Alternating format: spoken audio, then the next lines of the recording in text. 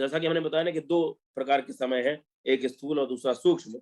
तो इसमें सूक्ष्म तो दूसरी चीज़ों पर निर्भर करते हैं, लेकिन स्थूल जो समय है, वो आप देखेंगे कि इस सौर परिवार में जो स्थित ग्रह और राशि वृत्त में व्याप्त जो नक्षत्र हैं, इन पर पूर्णतः निर्भर करते हैं। अगर इनकी गणना इनको हटा दें, तो हम शायद समय की गणना नहीं कर सकते हैं। तो अब क्या सूक्ष्म काल है, इसको जानते हैं। तो सूक्ष्म काल है, सबसे पहला काल है निमेष। हम लोग बैठे-बैठे क्लास ले रहे हैं, पढ़ रहे हैं, लेकिन इस पढ़ने के दौरान हमने कितनी बार पलकें झपकाई, इसको हम निमेष कहते हैं। कहते हैं यो अक्षणों निमेषस्य। अक्षणों मतलब आंखों का झपकना, ये निमेष कहलाता है। ठीक है ना? फिर दूसरा जो है, जो समय आया, समय जो सूक्ष्म समय की इकाई है, तत्पर। जैसे हमने कहा कि व्यवहार में जो सूक्ष्म इकाई है, कौन कौन सी है? सेकंड, प्रति सेकंड। लेकिन ज्योतिष शास्त्र की जो सूक्ष्म इकाई है, उसमें सबसे पहला निमेष, ये सबसे बड़ी इकाई है सूक्ष्म की। उससे छोटी तत्पर, खराम भागा स तत्परः। तत्पर का शब्द का इस्तेमाल जो है हम लोग हिंदी में करते हैं प्राय। हिंदी भाषा में जब कोई एप्लीकेशन किसी के बारे में उसकी प्रसिद्धि मतलब उसके उसके बारे में कुछ अच्छा लिख रहे हों, कुछ उसको उसका टेस्टिमोनियल लिख रहे हों, तब क्या कहते हैं कि ये अपने कार्य में बड़े ही प्रवीण और तत्पर हैं। तो जो हम कहते हैं कि कार्य में बड़े प्रवीण और तत्पर हैं, तो तत्पर का मतलब क्या है? कितना तत्पर है? कितनी गंभीरता से किसी कार्य को करते हैं। तो ये कह रहे हैं कि यो अक्षरो निमेषस्य, पलक झपकने के समय को निमेष कहते हैं। खराम भागा स तत्परा। खा खा अब संस्कृत को, जैसे संस्कृत को कंप्यूटर की भाषा क्या कहा गया है कि कंप्यूटर की भाषा है, मतलब कोडिंग की भाषा है। इसमें बहुत सारे कोड इसमें छिपे हुए हैं। अगर संस्कृत में किसी भी बड़ी से बड़ी संख्या को छोटे से छोटे शब्दों में, कम से कम शब्दों में लिखा जा सकता है, इसीलिए उसको कोडिंग की भाषा कहते हैं। और जब ज्योतिष शास्त्र को पढ़ेंगे तो आप इस चीज को समझ पाएंगे कि आखिर संस्कृत कोडिंग की भाषा क्यों है। जैसे यहाँ पर कहा गया खा, खराम लिखा है। खा मतलब होता है शून्य, खा मतलब आकाश। और आकाश को अगर अंकों में आप डिफाइन करें, तो आपको कैसा दिखाई देगा? वह जीरो के आकार का दिखाई देगा। ठीक है ना? दूसरा शब्द आता है राम।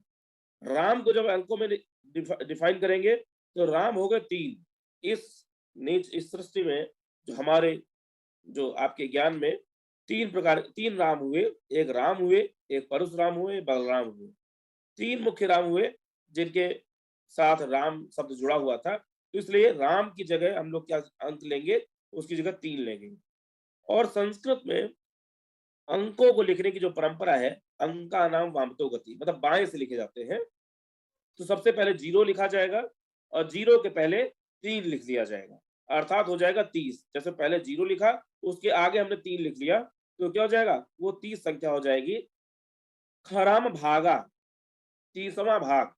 खराम का मतलब हो गया 30, भाग मतलब 30वां भाग। किसका भाग? निमेष का।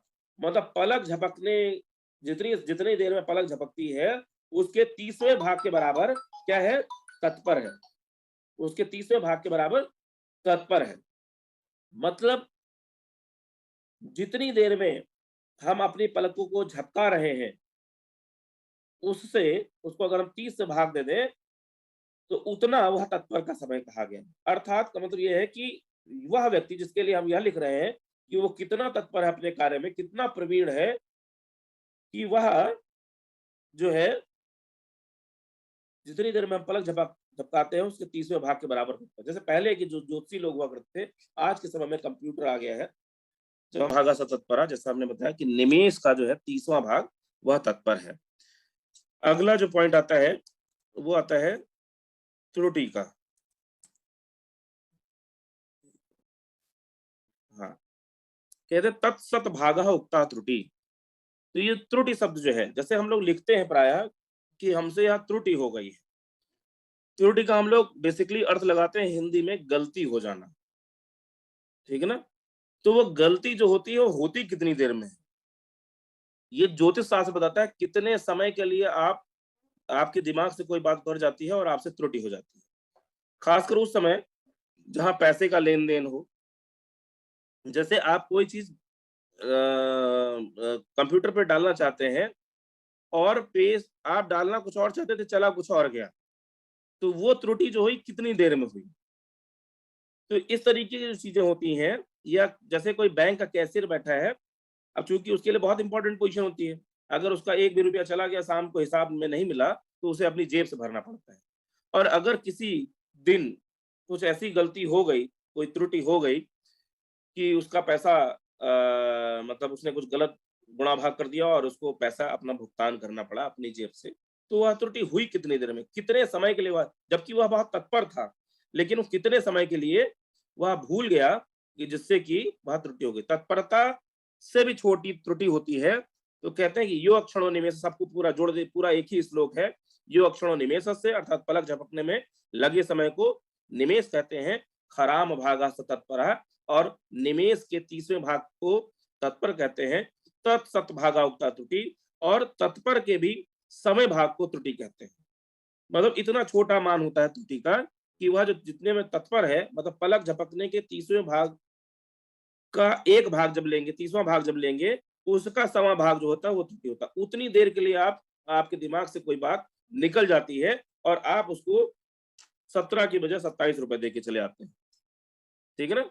तो ऐसा अक्सर होता है, तो वो कभी-कभी कोई चीज़ रख दी कहीं, भूल गए, तो वो कितनी देर में आपने रखा था और भूल गए, आपको याद नहीं आ रहा, विस्मृत हो गया है, तो वो कहीं न कहीं त्रुटि हो गई है। ठीक है ना? और वह त्रुटि कितने समय में हुई, उसके लिए यहाँ पर ज्योतिष शास्त्र में उसकी काल का निर्धारण किया गया है, और इसकी एक और परिभाषा बताई गई है। कहा गया है सूक्ष्या भिन्ने पद्म पत्रे त्रुटिर इति अभिधीयते। सुई के द्वारा पद्म पत्रे, कमल का पत्ता आप लोग सब लोगों ने देखा होगा कि कमल का पत्ता बड़ा ही खुश्क होता है, मतलब अगर आप हल्का सा उसको मोड़ेंगे तो तुरंत टूट जाता है। ऐसे पत्ते में सुई के द्वारा छेद करने पर सुई पत्ते से एक ओर से दूसरी ओर निकल जाती है, उस समय को भी त्रुटि कहते हैं। तो ये 2 परिभाषाएँ त्रुटि की हैं, जो कि सूक्ष्म काल हैं। हालाँकि इनका उपयोग हम लोग प्रायः नहीं करते, जैसे कि हम लोग मिनट और सेकंड का नहीं करते, लेकिन विशेष कार्यों में यह भी उपयोगी है। और दूसरी बात ये भी है, क्योंकि त्रुटि, तत्पर और निमेष ये शब्द हिंदी के पर्याय के रूप में चलते हैं, हिंदी में इनका उपयोग काफ़ी करते हैं, लेकिन यह जो है काल सूचक शब्द है, काल की इकाई सूचक शब्द है।